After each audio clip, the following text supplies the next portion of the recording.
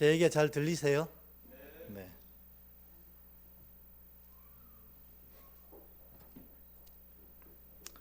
여러분, 세상은 세상을 이끌어가는 법칙이 있습니다. 그래서 세상을 잘 살려면 이 세상을 작죠? 예, 제가 좀 이게 모니터가 없어서 좀 작게 들리는데 볼륨을 조금 올려주시겠어요?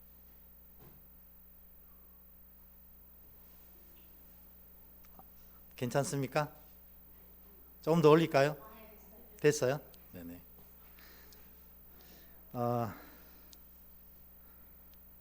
세상을 살아가면 안 들려요? 들리죠? 네. 제가 조금 더 크게 할게요, 그러면. 네. 네.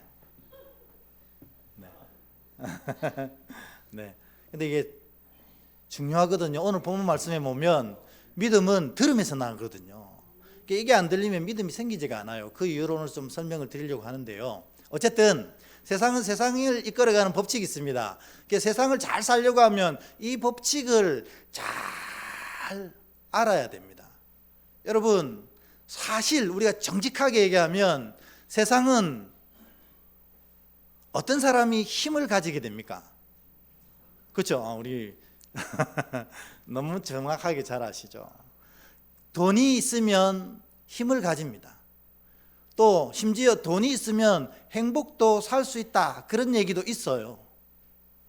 왜냐하면 우리 아내가 이 홈쇼핑을 보는데 갑자기 이 목걸이 파는 시간에 집중해서 막 이렇게 보고 있는 거예요. 그 말은 무슨 뜻이에요? 갖고 싶다 하는 거잖아요. 근데 제가 이렇게 탁 보고 저걸 갖고 싶구나. 그래가지고 몰래 가가지고 그 가격을 알아봤어요. 요즘에 금이 비싸잖아요. 그래서 아니 진짜 샀다는 건 아닙니다. 또 오해하시더라고요. 그래서 비싸구나. 그런데 내가 그동안 모아놨던 이 비상금으로 탈탈 털어서 사야겠다. 탁 사가지고 나중에 아내가 깜짝 놀라게 이렇게 탁 선물합니다. 그러면 아내가 어떻게 할까요? 이런 거 왜 샀어? 말은 그렇게 하잖아요. 그리고 어떻게 해요? 한번 걸어봐봐. 그럼 그 모습을 보고 남편의 마음은 어떨까요? 행복합니다. 그러니까 사실 행복을 돈으로도 살 수 있는 것 같아요. 세상은 이런 법칙대로 살아가고 있습니다. 저는 여기서 세상의 법칙, 세상에서 성공하는 법, 이거를 알려드리고 싶지도 않고 또 잘 모릅니다. 저보다 여러분이 더 전문가잖아요. 그런데 저는 믿음이 주님 안에서, 교회가 주의 은혜 안에서 어떻게 행복해질 수 있는지에 대해서 공부한 사람이고, 그래서 목사고시를 치고 합격하고 수련을 받아서 여러분 앞에 이렇게 담임 목사로 서 있는 사람입니다. 그래서 모르긴 몰라도 말씀에서 하나님이 믿음으로 교회가 어떻게 행복해질지를 제가 제일 잘 알 것 같습니다.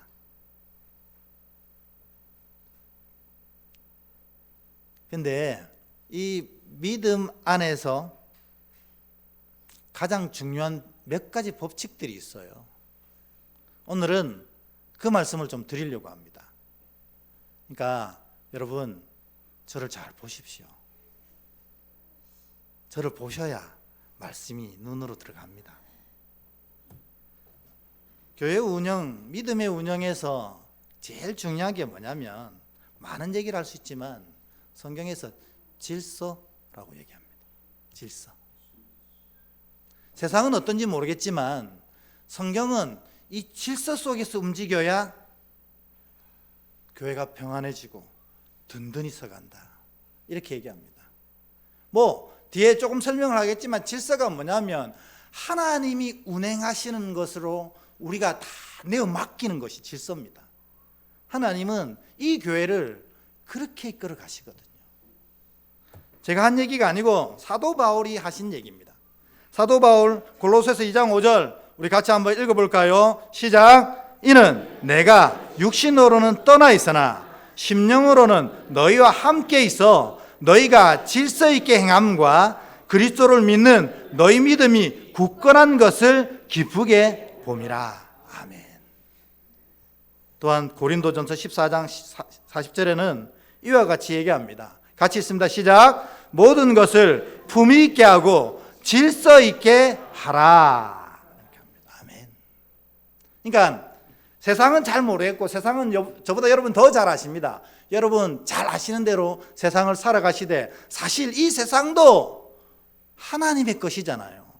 그러니까 이 세상도 믿음의 법칙대로 살면 반드시 승리합니다. 우리 아동부 수준 굉장히 높다고 했거든요.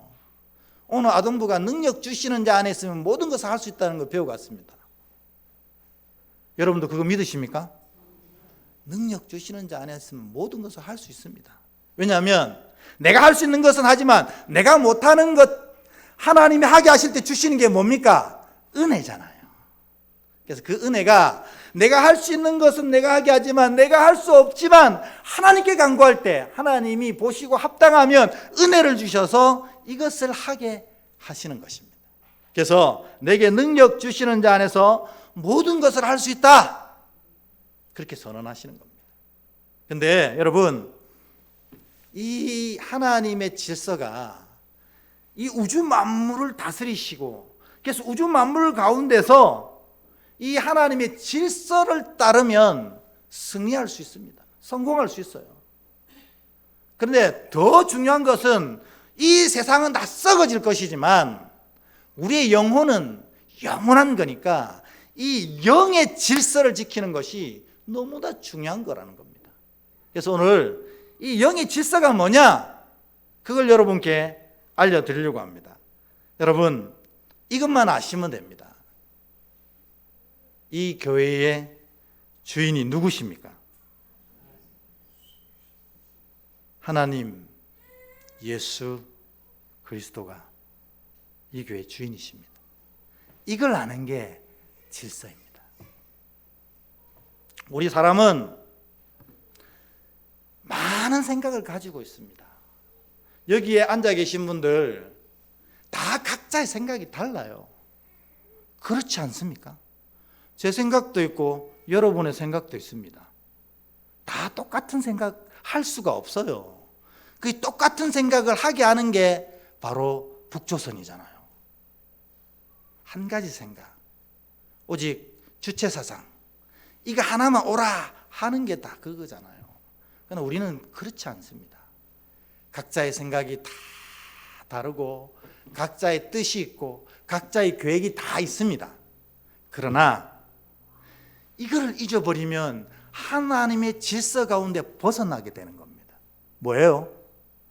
예수께서 이 교회의 주인이시고 머리시라는 겁니다. 믿으십니까? 왜 예수께서 이 교회의 주인이십니까? 이 교회를 만드신 분이 누구예요? 예수님이시거든요. 저 아닙니다. 우리 장로님들도 아니고 지난 세대의 우리 선배들도 아닙니다. 이 교회를 만드신 분은 예수님이십니다. 그래서 이 교회의 머리는 예수님. 여러분, 교회는 우리 스스로를 말하는 거잖아요. 우리 자신. 우리가 교회면 우리를 누가 만드셨어요?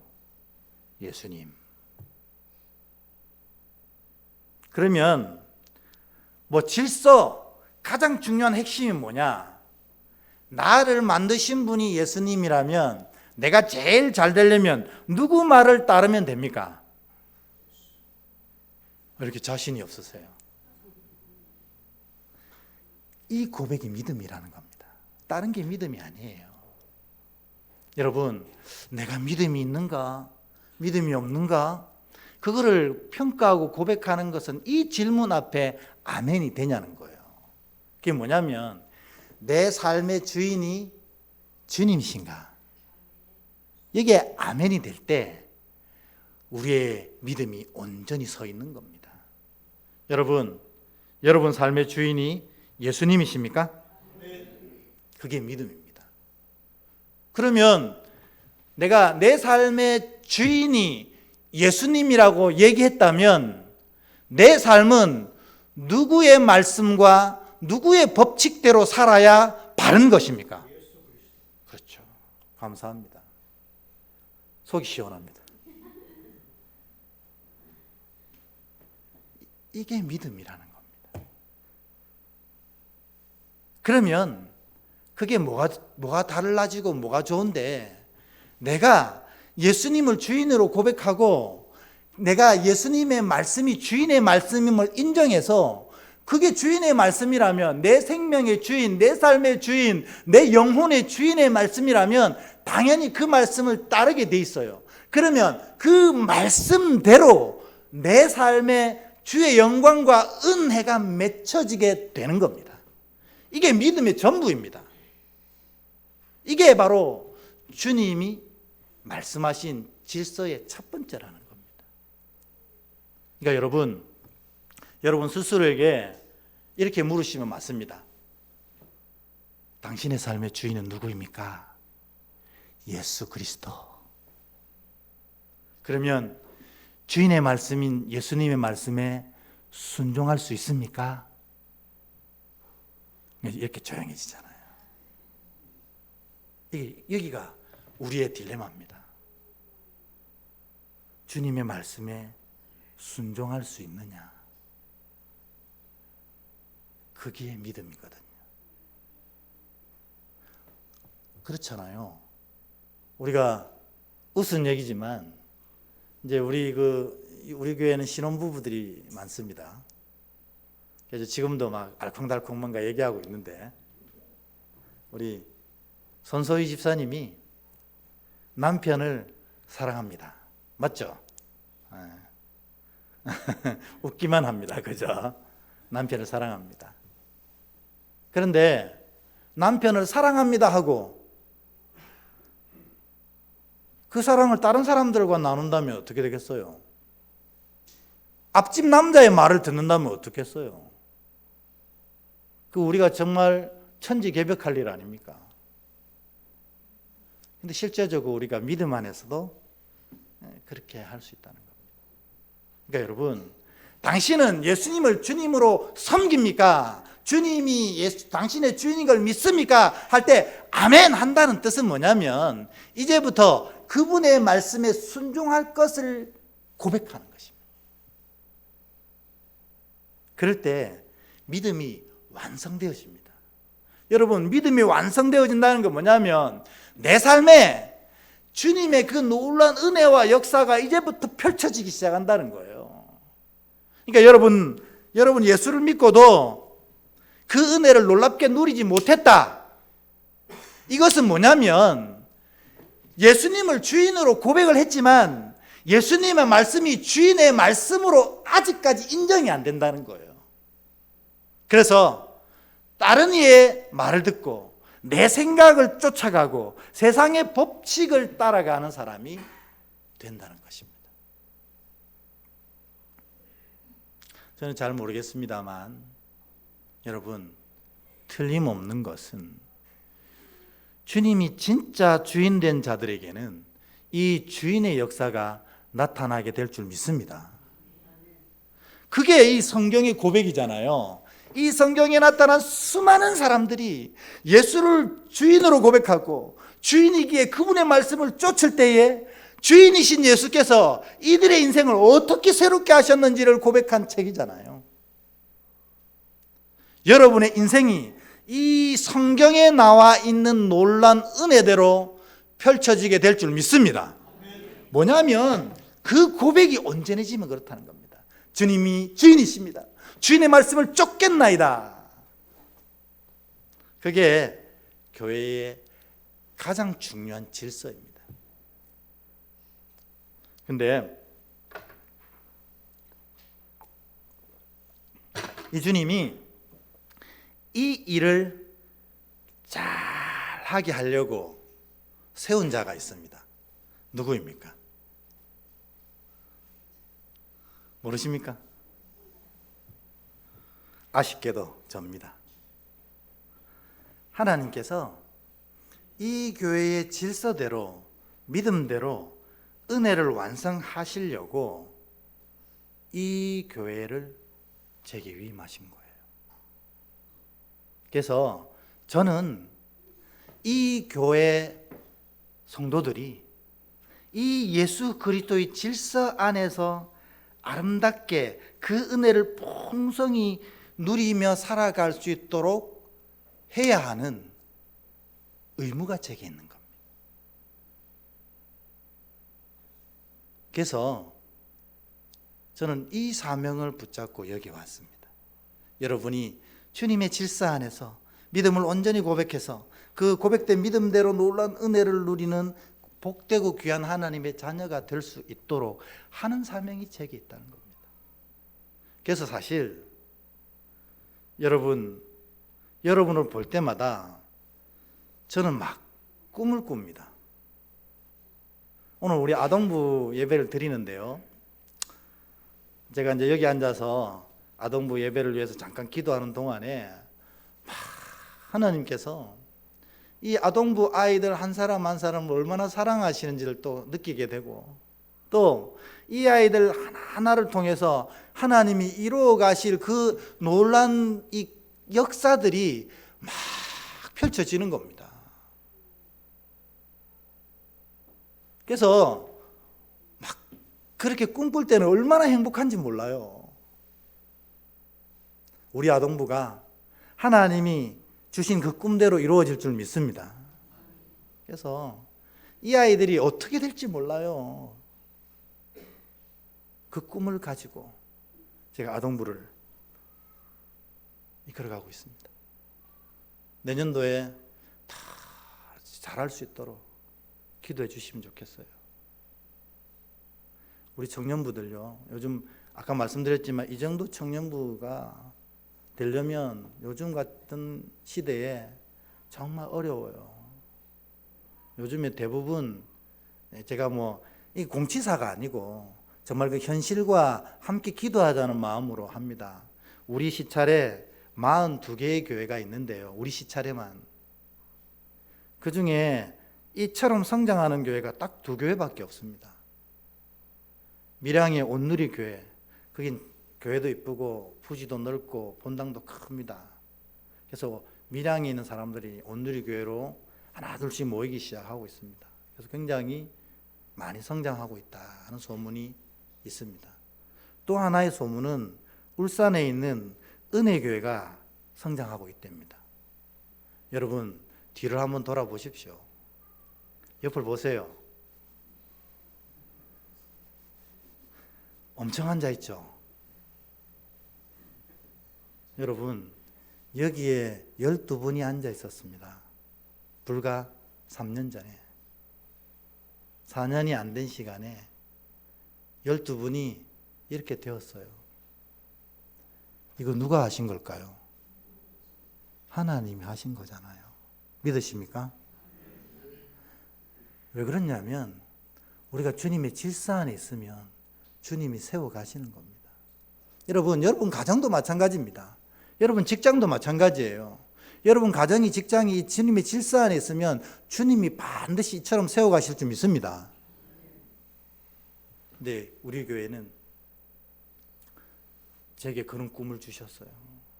여러분 우리 장년부를 바라볼 때도 제겐 꿈이 있습니다. 우리 좀 전에 얘기했던 걸 좀 이어서 얘기해 보면 성장하는 교회가 42개 중에 딱 2개밖에 없는데 이거 정말 안타까운 일 아닙니까? 근데요 나머지 40교회 가보면요 뒤에 앉아 있으면 전부 흰색입니다. 뒤에 앉아 있으면 전부 흰색이라니까요. 40개의 교회가. 이게 무슨 말이에요? 전부 연세 드신 분만 앉아 계세요.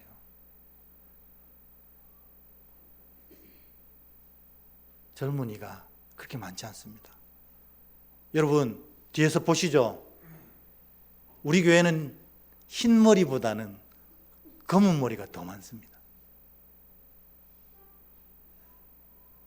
이게 은혜입니다.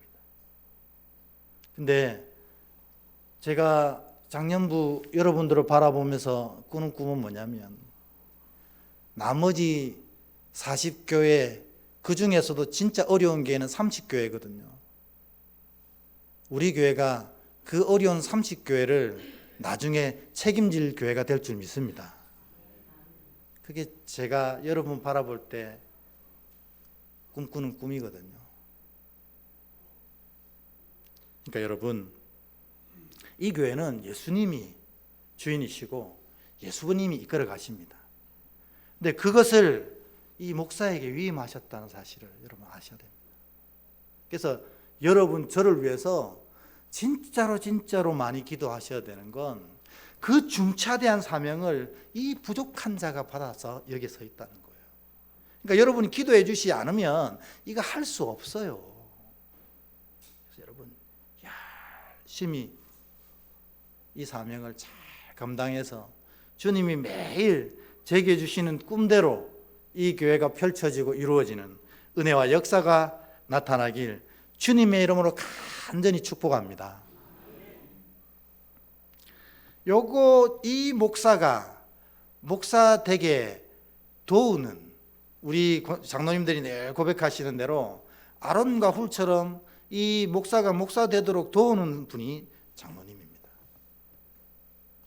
예수님의 그 꿈을 받아서, 그 사명을 받아서 이 교회를 꿈꾸는 대로 예수님이 계획하신 대로 이루어갈 때 그 목회자가 이 일을 잘 감당할 수 있도록 끊임없이 도와주고 끊임없이 기도해 주는 게 장로님들의 역할이라는 겁니다. 그러니까 저는 이렇게 고백할 수 있습니다. 목사 된 것은 1번은 예수님 덕이고 2번은 누구 덕이겠어요? 장로님 덕입니다. 장로님. 그러니까 목사가 목사로서의 사명을 잘 감당 못하는 것은 예수님 잘못인가요? 아니잖아요. 그러면 누구 잘못입니까? 저는 말 안 하겠습니다. 근데 사실입니다. 왜냐하면 목사는 연약하고 부족하기에, 사명받은 것 뿐이기에 이곳에서 설 때 우리 장로님들이 저를 위해서 끊임없이 기도해 주셔야 됩니다. 그리고 이 목회를 잘 해나갈 수 있도록 끊임없이 지지해 주셔야 됩니다. 이게 교회의 질서입니다. 그러면 장로님들은 누가 도웁니까? 이렇게 힘든 일을 해야 되는데 장로님들은 누가 도웁니까? 여러분들이 도와야 되는 겁니다. 이 장로님들이 목회자를 세워서 목회자를 아름답게 지지해서 이 목회자가 예수께서 주시는 사명대로 이 일을 잘 감당할 수 있도록 장로님들이 정말 행복하고 장로님들이 날마다 힘이 나고 장로님들이 이 일 감당하는데 할렐루야가 입에서 막 터져나갈 수 있도록 도와야 되는 것이 바로 여러분의 사명이라는 겁니다. 여러분, 그렇게 하시겠습니까? 그렇게 하셔야 됩니다. 이게 교회가 질서 잡힌 교회의 특징입니다. 다행히도 우리 교회가 이렇게 하나님 보시기에 아름답게 세워져 갈 수 있었던 것은 이 교회가 이 질서 속에서 살았기 때문에 그렇습니다. 저는 화근컨대 향후에 이 질서가 아름답게 세워지는 교회가 된다면 멀리는 모르겠고요, 하나님 주신 꿈대로 우리 시찰에 힘들고 어려운 30교회를 책임지는 교회가 될 줄 믿습니다. 그게 주신 꿈이거든요. 그래서 사실은 우리 시찰에 이런 운동이 일어나고 있는데 제가 이 작은 교회를 도우는 운동에 총무 목사가 됐습니다. 하나님이 주신 꿈이 이렇게 이루어져 가는 것 같아요.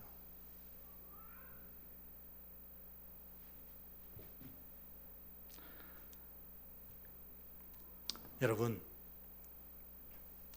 함께 기도했으면 좋겠습니다. 아니 지금 말고 여러분 자리에서. 뭐냐면 우리 울산 은혜교회가 이런 질서 속에서 든든히 서가길 소원합니다. 예수의 그 말씀과 예수의 능력이 가득 채워지는 교회, 이것을 성도들에게 온전히 전하는 목사, 그리고 이 목사를 끊임없이 도우는 장로, 이 장로들이 장로답게 아름답게 세워질 수 있도록 끊임없이 지지하고 기도하는 평신도, 이렇게 될 때 교회가 교회다워지는 겁니다.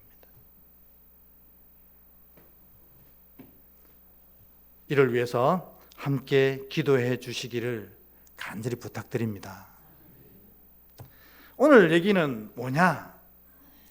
그 예수 그리스도께서 우리 교회에 역사하실 때, 이것을 만들어 가실 때 뭘로 하시냐는 겁니다.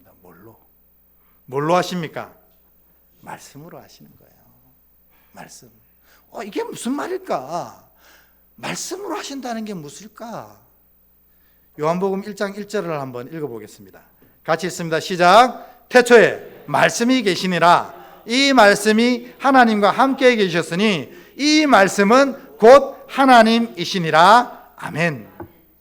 이 천지 만물을 말씀이 창조하셨어요. 왜냐하면 하나님이 있으라 할 때 있었다 했거든요. 말씀으로 창조하셨어요. 근데 요한 사도가 그거를 요한 사도가 가장 영적인 사도거든요. 그래서 요한복음을 영적 복음서라고 불러요. 근데 이 요한 사도가 볼 때 이 세상을 만드신 그 말씀이 우리 주님이란 사실을 깨달은 거예요. 그래서 뭐라고요? 그 말씀이 곧 누구라고? 하나님, 우리 주님이시다. 이렇게 고백한 겁니다. 그러니까 하나님이 우리 교회를 이와 같이 만들어 가실 때에 하나님이 만들어 가시는 힘이 뭐냐? 말씀인데 알고 봤더니 예수님이 직접 하신다는 거예요. 그게 이 요한복음 1장 1절의 진정한 핵심입니다. 태초에 말씀이 계시니라. 이 말씀은 하나님과 함께 계셨고 이 말씀이 곧 하나님이신데 교회를 하나님이 말씀대로 이끌어 가신다. 예수님이 직접 역사하시겠다는 겁니다. 여러분, 그래서 이 자리에 누가 좌장하십니까? 예수님이 좌장하시는 겁니다. 믿으십니까? 예수님과 인사 좀 하세요. 안녕하십니까 예수님. 옆에 계셔서 감사합니다. 내 삶을 인도해 주셔서 감사합니다. 모든 것을 완성하실 줄 믿습니다. 바울이 이 사실을 보고 뭐라고 고백했냐면 오늘 본문에 이와 같이 고백했어요. 우리 같이 한번 읽어볼까요? 시작. 그러므로 믿음은 들음에서 나며 들음은 그리스도의 말씀으로 말미암느니라. 아멘. 예수님의 교회에 직접 역사하시는데 어떤 형태로 역사하신다고요? 말씀으로 역사하시는 거예요. 그러니까 사도 바울이 볼 때 말씀을 온전히 듣고 그 말씀을 품는 자가 예수님의 능력을 경험하게 돼 있다는 거예요. 그래서 이 말씀이 너무너무 중요한 겁니다. 그러니까 여러분, 말씀이 선포되는 시간이 그래서 중요한 겁니다. 목사의 얘기를 듣는 것 아닙니다. 목사를 통해서 선포하시는 예수님의 말씀을 듣는 거예요. 그 말씀이 내 안에 탁 임하게 될 때 예수님이 임하게 되는 거고 가장 먼저 믿음이 생기고 그 다음에 믿음의 놀라운 역사가 따라오는 자가 된다는 것입니다. 그래서 믿음은 들음에서 난다고 바울이 선포하는 거예요. 그래서 여러분, 이왕에 이 자리에 앉아 계신다면 여러분들이 이 선포되는 말씀 앞에 이런 태도와 자세를 가져야 되는 거예요. 뭐요? 예수님이 지금 내 귀를 통해서, 예수님이 지금 내 눈을 통해서 내 심령 가운데 자정하시는 시간이라는 겁니다. 목사를 보면 안 됩니다. 목사 영성을 들었어도 안 돼요. 저와 저의 음성을 통해서 선포하시는 하나님의 말씀을 듣고 여기 품으시는 시간이 바로 이 시간이라는 거예요. 근데 주님 약속이 뭡니까? 믿음은 이 말씀을 통해서 난다. 믿음의 역사도 이 말씀을 통해서 나게 된다는 겁니다. 그러니까 여러분들이 지금 눈을 크게 뜨고 저를 보셔야 됩니다. 눈을 크게 뜨고, 그리고 귀를 활짝 열어서 저 얘기를 들으셔야 돼요. 그 순간 여러분의 10년 가운데 예수 그리스도가 싹 자정하시는 겁니다. 그러면 믿음이 생기고 믿음의 역사가 따르게 되는 것입니다. 오늘 이 로마서 10장 17절의 놀라운 역사가 이 예배에 참여한 저와 여러분 가운데 놀랍도록 역사하시기를 축복합니다. 그러면요, 이 로마서 10장 17절을 가지고 보면 영분별은 금방 할 수 있어요. 뭐예요? 말씀이 송이꿀처럼 달으면 우리 안에 누가 자정하셨다는 뜻이에요? 예수님이 자정하셨다는 뜻이에요. 말씀을 듣는데 말씀이 따뜻하게 임재하고 은혜도 주시고 능력도 주시고 위로도 주시고, 이건 뭐냐면 내 안에 주님 자정하셨다는, 주님 왜 자정하셨어요? 주님을 주인으로 고백하고 그 말씀대로 쫓겠다는 믿음이 내 안에 생겼기 때문에 그렇습니다. 그러니까 여러분, 영분별 별거 아닙니다. 말씀을 들을 때에 내 마음이 따뜻해지면 나는 주의 영이 임하신 겁니다. 그게 바로 시편 19편 9절에서 10절의 고백이잖아요. 우리 같이 한번 읽어보겠습니다. 시작. 여호와를 경외하는 도는 정결하여 영원까지 이르고 여호와의 법도 진실하여 다 의로우니 그는 곧 많은 순금보다 더 사모할 것이며 꿀과 송이꿀보다 더 달도다. 아멘. 여러분이 이 단맛을 느끼고 돌아가실 축복합니다. 들으면 됩니다. 눈으로 듣고 귀로 들으면 예수께서 임하셔서 이 인생의 놀라운 단맛을, 이 은유적 표현이잖아요. 이 인생의 놀라운 단맛을 우리에게 허락하시는 겁니다. 이 부족한 목사의 간절한 소망도 바로 이 시편 19편 9절 10절의 역사가 여러분 성도들의 10년 가운데 온전히 임하기를 축복합니다. 그게 제 기도예요. 근데 사실 믿음이 없으면, 이게 자정 안 하면 말씀이 지겨워요. 몇 분 있습니다. 말씀이 지겨워요. 왜냐하면 그분이 나빠서가 아닙니다. 믿음이 자리하지 않으니 말씀이 들리지도 보이지도 않는 겁니다. 그러니 지겨워요. 혹시 지금 말씀이 지겨운 분들 계시거든. 오늘 다른 거 다 모르고 이렇게 기도하고 가십시오. 주님, 말씀이 들리게 하옵소서. 말씀이 들리면 주의 역사가 나타나거든요. 말씀이 들리게 하옵소서. 근데 이런 분도 있습니다. 말씀을 듣고 말씀을 대적하는 분이 있는 거예요. 계시록에 보면 이런 말씀이 나옵니다. 우리 한 절씩 계시록 16장 13절부터 16절까지 한 절씩 교독하도록 하겠습니다. 제가 먼저 읽겠습니다. 또 내가 보매 개구리 같은 새 더러운 영이 용의 입과 짐승의 입과 거짓 선지자의 입에서 나오니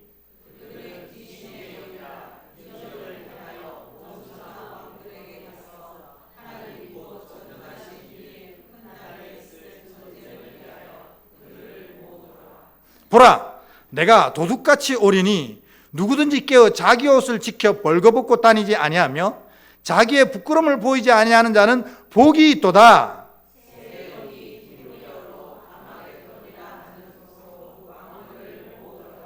아멘. 이게 지금 예수님이 지금 천사들을 통해서 하나님의 말씀을 선포하는 이 계속 이렇게 계시록에 하나님이 얘기하신 이적과 기사를 통해서 하나님의 뜻과 말씀을 쭉 선포하고 계신 거예요. 근데 15절에 보면 주님이 도둑같이 오리니 누구든지 깨어 자기 옷을 지켜 벌거벗고 다니지 아니하면 자기 부끄러움을 보이지 아니한 자는 복이 있도다, 이렇게 선포하는 겁니다. 그러면 주님의 이 15절의 뜻은 복을 주시기 위한 걸까요? 심판하시기 위한 걸까요? 복 주시기 위해 이 말씀하시잖아요. 누구든지 지금 깨어있어 하나님의 뜻에 합당하게 세워지고 하면 그 영혼에게 내가 복을 베풀리라, 이렇게 얘기하시잖아요.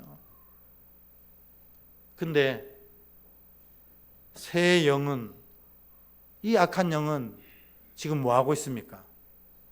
전쟁 준비, 아마겟돈에서 전쟁 준비를 하는 거예요. 하나님의 복의 선포를 듣고 나서 내가 부족하면 그 복에 합당하도록 고쳐나가려고 하는 것이 아니고, 악한 영이 시면 그 말씀에 대해 더 대적하게 되고 말씀과 맞서 싸우려고 전쟁을 준비하고 있더라는 거예요.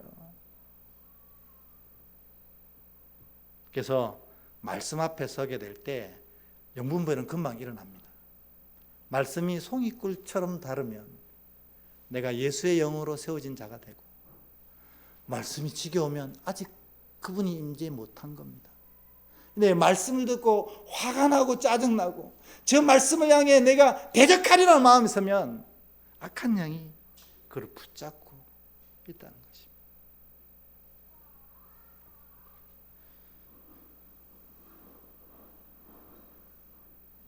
기도해야 됩니다. 우리 모두가. 우리는 다 하나님의 자녀인데 그 자녀의 은혜를 누리지 못하고 이와 같이 서게 되면 안 된다는 것입니다. 이제 말씀을 맺겠습니다. 여러분, 하나님 질서의 하나님이십니다.